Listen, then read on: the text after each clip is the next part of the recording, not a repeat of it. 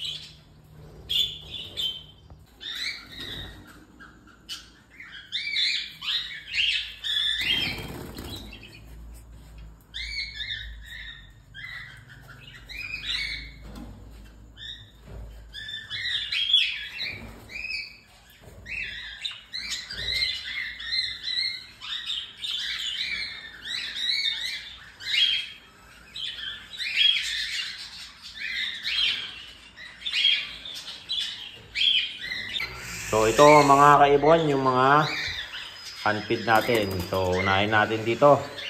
So ito mga kaibon, white face pearl na single factor.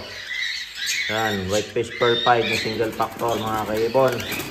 Then heavy 5 na split follow. Tapos follow na kanto, single factor 5. So ayan, follow siya. Tapos ito emerald to mga kaibon, pa poster natin. Emerald. O dito naman isang single factor na split ng follow. Para sila single factor ng split ng follow. Saka ito ay single factor na pearl follow. So red eye sa mga kaibon. Ayan. O, ganun din to, single factor din na split follow, saka isang pastel na gray. O, split follow silver lime, yon, magkakapatid din yan mga kaibon. Tapos dito naman isang double factor na 5. O ito lilinawin ko, double factor po to na 5 mga kaibon. Double factor na 5 na follow.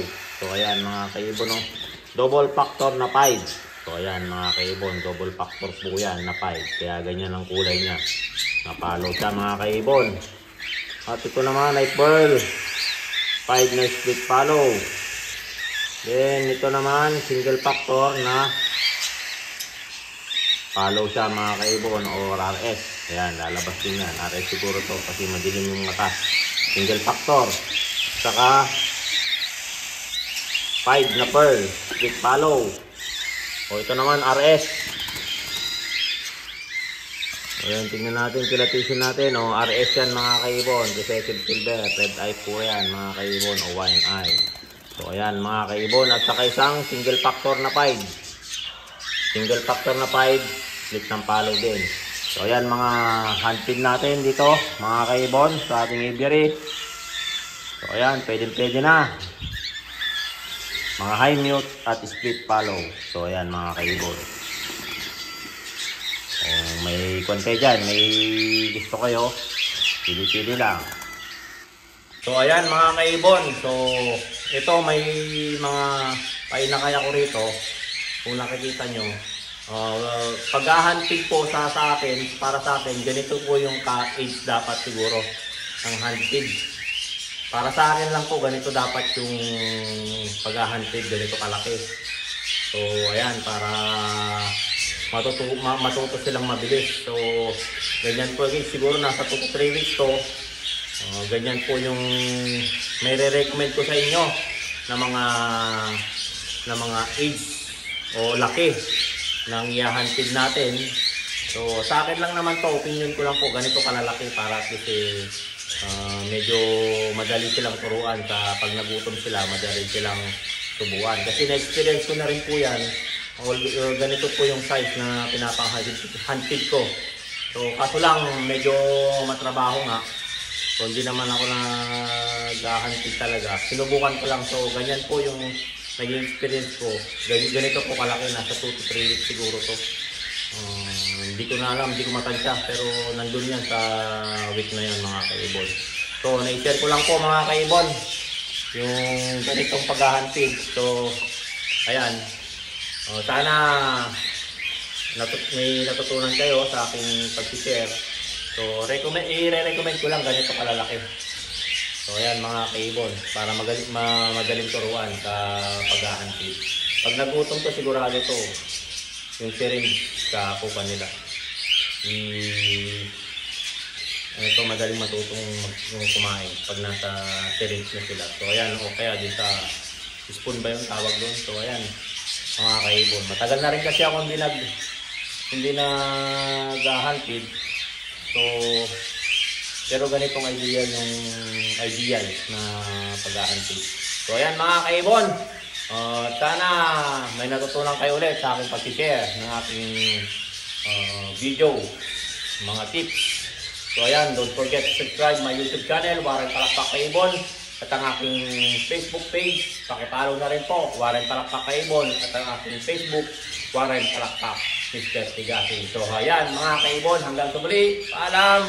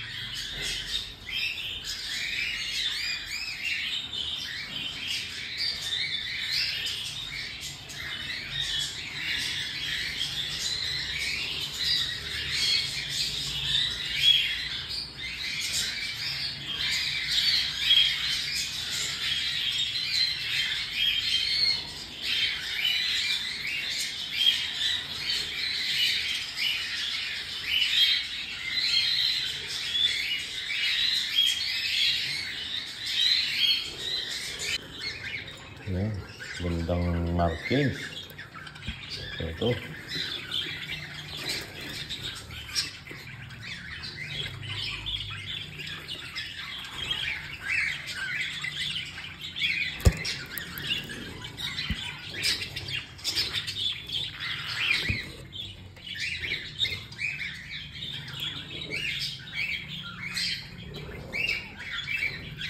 split follow, saka follow, heavy pied, saddleback yung isa.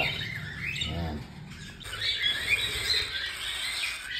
Yan, hunted po tayo, hunted.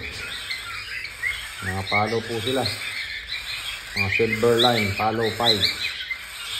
Ayan mga kaibon, saka split follow pied.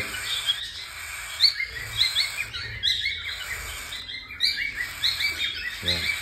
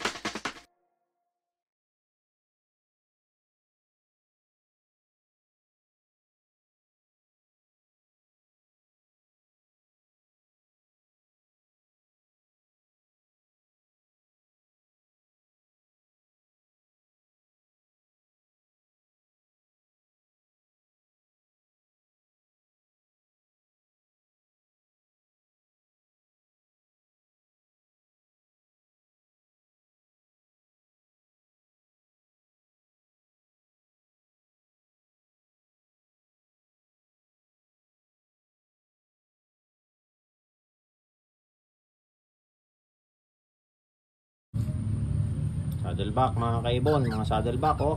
Split follow, cock. Apat na cock, matured na po sila. So ayan, split follow, saddleback, pearl, saka isang ito mga kaibon, matured na mga to, matured, mga saddleback na split follow, lahat siya ay cock.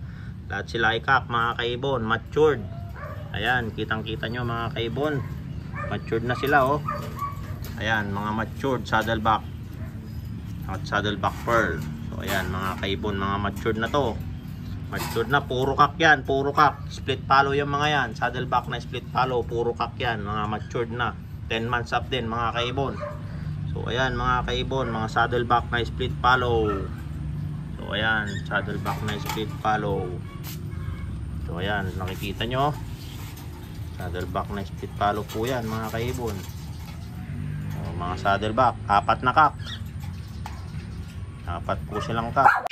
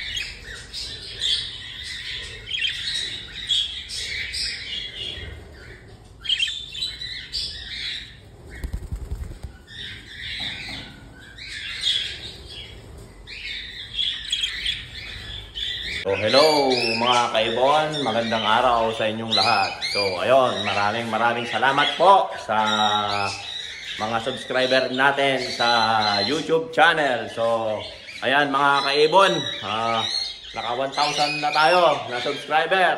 So ayan, maraming salamat po sa inyong pag-subscribe sa aking YouTube channel. So tuloy-tuloy pa rin po tayo sa pag-share at experience o tips sa aking ibunan. So ayan, lahat ng na-experience ko, sineshare ko sa inyo at para makapulot kayo ng tips o kailangan gawin kung tama para sa inyo.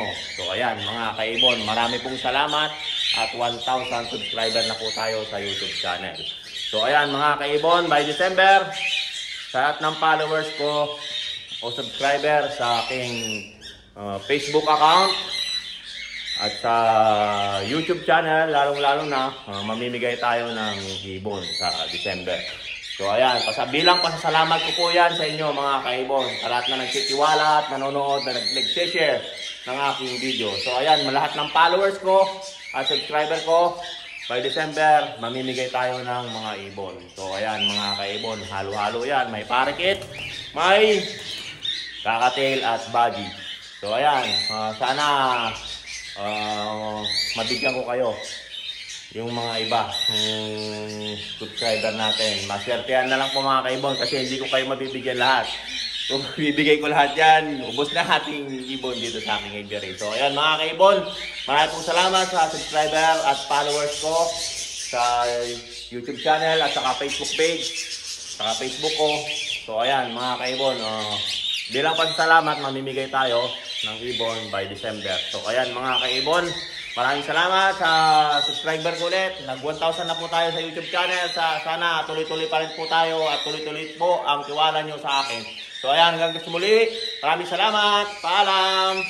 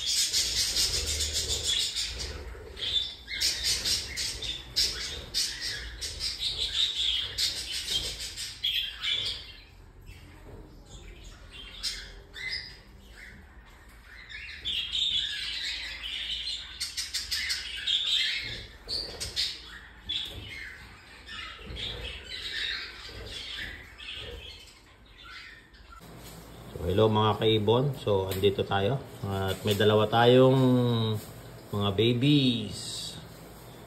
Isang single factor split follow, saka isang RS. So, double factor siya mga kaibon. So, ayan mga kaibon. Double factor siya. Magkapatid po to. Ayan. RS po siya, hindi siya follow. Medyo pan yung mata niya, maroon color maroon. Ayan, ayan, single factor po siya mga kaibon. So ayan, single factor na RS siya. Ayan, kitang kita niyo po, brownish light form. Ayan, mga pastel po sila ha, mga pastel, hindi po yellow chick yan, mga pastel po sila. Single factor na split follow, double factor na RS. Ayan. RS siya kasi hindi malinaw ha. Nakikita nyo mga kaibon yung mata niya. Hindi po malinaw na pulang-pula. Kaya RS po siya. Ayan mga kaibon. So ayan, maraming salamat.